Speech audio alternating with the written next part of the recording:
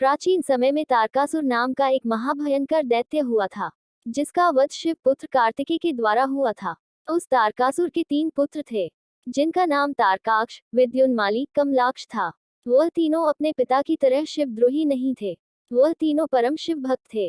यद्यपि देवताओं ने कुमार कार्तिकेय का सहारा लेकर उनके पिता का वध करवा दिया था, इसलिए वह देवताओं से घृणा करते थे। अपने पिता की मृत्यु का बदला लेने के लिए वह तीनों मेरु पर्वत पर चले गए और मेरु पर्वत की एक कंदरा में समस्त भोगों का त्याग करके ब्रह्मा जी की कठिन तपस्या करने लगे। उन तीनों की हजारों वर्षों की तपस्या के बाद ब्रह्मा जी उन पर प्रसन्न हुए और वहां पर प्रकट हुए। ब्रह्मा ने प्रसन्न होकर उन तीनों को वरदान मांगने के लिए कहा। ब्रह्मा जी की बात सुनकर वह 3 असुर बोले, परमपिता ब्रह्मा जी, अगर आप हम पर प्रसन्न हो तो हमें यह वर दे कि हम सभी के लिए अवध्य हो जाए, हमारे जरा और रोग जैसे शत्रु सदा के लिए नष्ट हो जाए, सभी देवता हमसे पराजित हो जाए।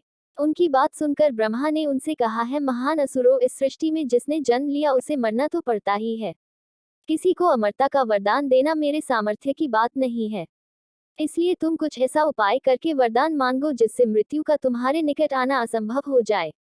ब्रह्मा की बात सुनकर तीनों भाई विचार में पड़ गए और बहुत सोच विचार कर ब्रह्मा जी से कहा है, परमपिता, हम तीनों के पास ऐसा कोई स्थान नहीं है जहां रहकर हम देवताओं से सुरक्षित रह सके। आप हमारे लिए ऐसे 3 नगरों का निर्माण करवाए जहां पर पहुंचना देवताओं के लिए असंभव हो। वह तीनों नगर अदृश्य होकर अंतरिक्ष में घूमते रहे। उन नगरों में सभी प्रकार की सुख सुविधा हो। उसके बाद तारकाक्ष ने सुवर्णम नगर का, विद्युन्माली ने चांदी का और कमलाक्ष ने वज्र के सामान लोहे के नगर का ब्रह्मा जी से वरदान मांगा। वह तीनों शिवजी के परम भक्त थे, इसलिए उन्होंने सोचा कि शिवजी हमारा वध कभी नहीं करेंगे। ये सोचकर उन्होंने अपनी मृत्यु का विकल्प इस प्रकार पसंद किया। उन तारक पुत्रों ने ब्रह्मा जी से कहा, जब चंद्रमा पुष्य नक्षत्र में स्थित हो और जब पुष्करावत के काल मेघों की वर्षा हो रही हो, तब तीनों नगर परस्पर एक दिशा में मिले, अन्यथा न मिले। ऐसा दुर्लभ संयोग हजारों वर्षों में एक बार होता है। तब भगवान शिव एक दुर्लभ रथ पर चढ़कर एक ही बाण से इन 3 नगरों का नाश करे तो ही हमारा वध हो। ब्रह्मा जी ने उस समय उन दैत्यों से कहा, ऐसा ही होगा। उसके बाद उन्होंने मय दानव, जो असुरों के शिल्पी है, उनका आह्वान किया और उन्हें तारकासुर के पुत्रों के लिए 3 प्रकार के भवन निर्माण करने का आदेश दिया। वह तीनों भवन वरदान के अनुसार सुवर्ण, चांदी और लोहे के बने हुए थे। उस नगरों में कैलाश शिखर के समान बड़े बड़े भवन थे। उन नगरों में सभी वृक्ष कल्पवृक्ष के समान कामना को पूर्ण करने वाले थे।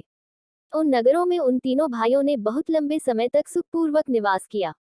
उन असुरों ने बहुत लंबे समय तक वहां पर शिव की भक्ति करते हुए निवास किया। वह जानते थे कि शिव उनके भक्तों का कभी अहित नहीं करते, इसलिए वह निर्भय हो गए थे।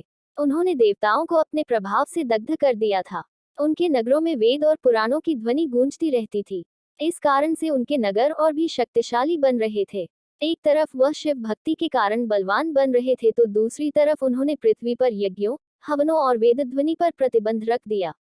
अग्निहोत्री ब्राह्मणों की हत्या कर दी, जिससे देवताओं को बल प्राप्त न हो। पुराणों में बहुत से असुर बतलाए गए जो बड़े शिव भक्त थे। रावण भी एक महान शिव भक्त था, परंतु जब भगवान का भक्त ही अधर्म का कारण बन जाए तो भगवान को स्वयं अपने भक्तों का उद्धार करना पड़ता है। ऐसा ही तारक पुत्रों के साथ हुआ। सभी देवतागण ब्रह्मा और विष्णु को साथ में लेकर शिवजी की शरण में चले गए और शिवजी से तारकासुर के पुत्रों के विनाश के लिए प्रार्थना की। उस समय शिवजी ने देवताओं से कहा, जब तक वह 3 महान दैत्य मेरे भक्त हैं, मैं उनका अहित नहीं करूंगा। फिर भी वह तीनों मेरी भक्ति से बलवान होकर सृष्टि में अधर्म का फैलाव कर रहे हैं, इसलिए तुम सब मिलकर ऐसा कुछ उपाय करो कि वह तीनों मेरी भक्ति से विमुख हो जाए। शिवजी की आज्ञा के अनुसार देवताओं का ये कार्य करने के लिए भगवान विष्णु ने एक सुंदर दिव्य स्वरूप धारण किया। वह मुनि वेश में तीनों नगरों में गए और वहां वेदों के विरुद्ध उपदेश किया। उन नगरों के असुरों को अपने वाणी से शिव भक्ति से दूर कर दिया। उस वेद विरुद्ध उपदेश से प्रभावित होकर उन नगरों की स्त्रियों ने पतिव्रत धर्म छोड़ दिया। जब वह तीनों नगर शिव भक्ति से विमुख हो गए, तब पुनः देवता गण शिवजी के पास आए और उन्हें उन 3 असुरों का उनके नगर के साथ नष्ट करने के लिए प्रार्थना की। उस समय शिवजी ने देवताओं से कहा, यद्यपि वह 3 असुर मेरी भक्ति से विमुख हुए हैं, परंतु एक समय था वह मेरे परम भक्त है, इसलिए मैं उनका विनाश क्यों करूं। उनका विनाश भगवान विष्णु को करना चाहिए, जिन्होंने उन्हें मेरी भक्ति से विमुख किया है। उस समय सभी देवता उदास हो गए। ये देखकर ब्रह्मा जी ने शिवजी से कहा है, प्रभु, आप हम सबके राजा है। भगवान विष्णु आपके युवराज है और मैं आपका पुरोहित हूँ। ये सब देवता आपकी प्रजा है जो आपकी शरण में आई है। मेरे वरदान के अनुसार उन 3 असुर आपके अलावा सभी के लिए अवध्य है। इसलिए हम सब की रक्षा करें और उन असुरों का वध करें। ब्रह्मा की बात सुनकर शिवजी ने मुस्कुराते हुए कहा, आप मुझे राजा कह रहे हैं, परंतु मेरे पास कोई ऐसा रथ नहीं जो राजा के पास होता है, और न ही मेरे पास कोई राजा के योग्य शस्त्र है। मैं उनका विनाश कैसे करूं? उस समय ब्रह्मा जी की आज्ञा से शिवजी से लिए एक दिव्य रथ का निर्माण करवाया गया। वह रथ सोने का बना हुआ था। उसके दाहिने चक्र में सूर्य और बाएं चक्र में चंद्रमा विद्यमान थे। अंतरिक्ष उस रथ का ऊपर का भाग था और मंद्राचल उस रथ का बैठने का स्थान था। ब्रह्मा जी उस रथ के सारथी बने। हिमालय से धनुष बनाया गया और वासुकी को प्रत्यंचा बनाया गया। भगवान विष्णु उस धनुष के बाण और अग्नि उस बाण की नोक बने। वेद उस रथ के अश्व बन गए। संसार में जो भी कुछ तत्वतः वह सभी उस रथ में मौजूद थे। सिंकितु पांचाल देश का एक राजा था। राजा बहुत बड़ा शिव भक्त था। शिव आराधना और शिकार उसके दो चीजें प्यारी थी। वह शिकार खेलने रोज जंगल जाता था।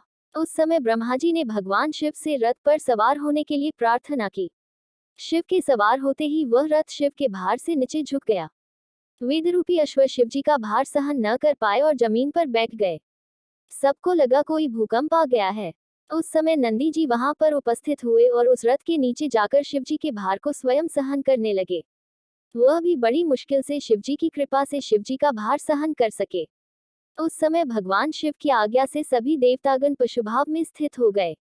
भगवान शिव उनके अधिपति हुए, इसलिए उन्हें पशुपति भी कहा जाता है। उसके बाद ब्रह्मा ने उस रथ को हाँकना शुरू किया, परंतु वह रथ आगे नहीं बढ़ा। तब शिव की आज्ञा से सभी देवताओं ने विघ्न को दूर करने वाले गणनायक गणपति से प्रार्थना की और वह रथ आगे बढ़ने लगा।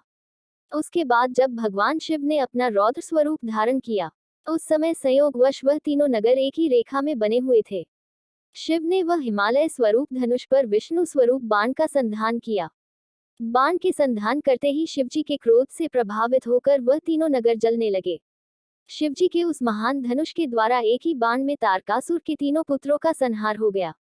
शिवजी की कृपा से उन तीनों असुरों को मोक्ष की प्राप्ति हुई। देवताओं का कार्य भी सिद्ध हुआ। उन 3 नगर में जो लोग शिव की भक्ति से विमुख नहीं हुए थे, उनकी शिवजी ने रक्षा की। इस तरह भगवान शिव ने तारकासुर के तीनों पुत्रों का अंत किया और त्रिपुरारी कहलाए।